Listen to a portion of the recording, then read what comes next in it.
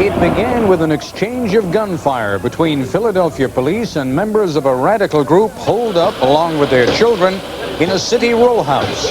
Then a fire, apparently touched off by police, spread to dozens of other homes. Good evening, I'm Ted Koppel in Washington, and this is Nightline. We'll have the latest on that continuing confrontation in Philadelphia, and we'll discuss whether the tragedy could have been avoided. This is ABC News Nightline. Reporting from Washington, Ted Koppel.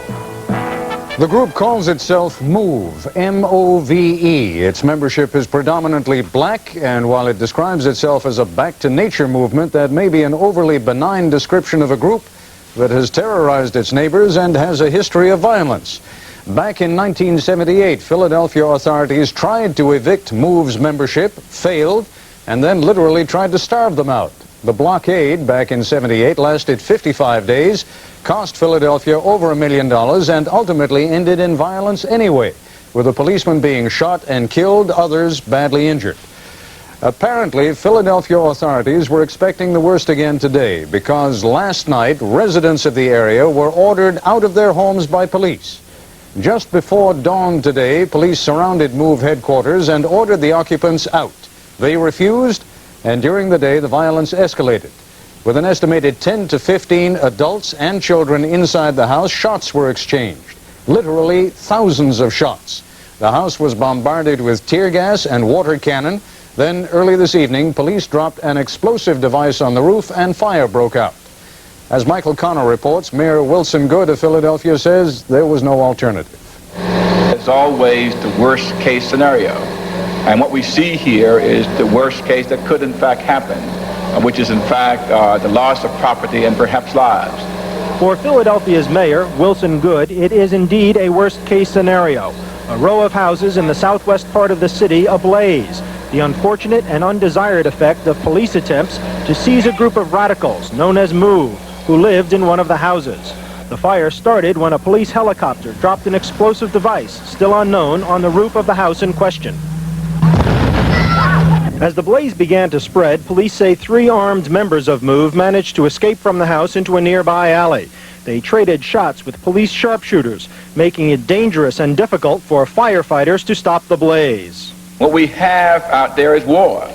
And I knew from the very beginning that once we made that decision to go in there, it would in fact be war, because they intended to have a violent confrontation. Thanks. Good morning again. Police in Philadelphia are searching through the rubble of more than 60 row houses this morning, trying to find members of the radical group MOVE. The search follows a siege that led to last night's concussion bombing of the group's house by a police helicopter. The bomb started a fire that destroyed 2 blocks of row houses. A woman and a 9-year-old boy who were in the MOVE house suffered severe burns. Nobody knows where the others are, including some children.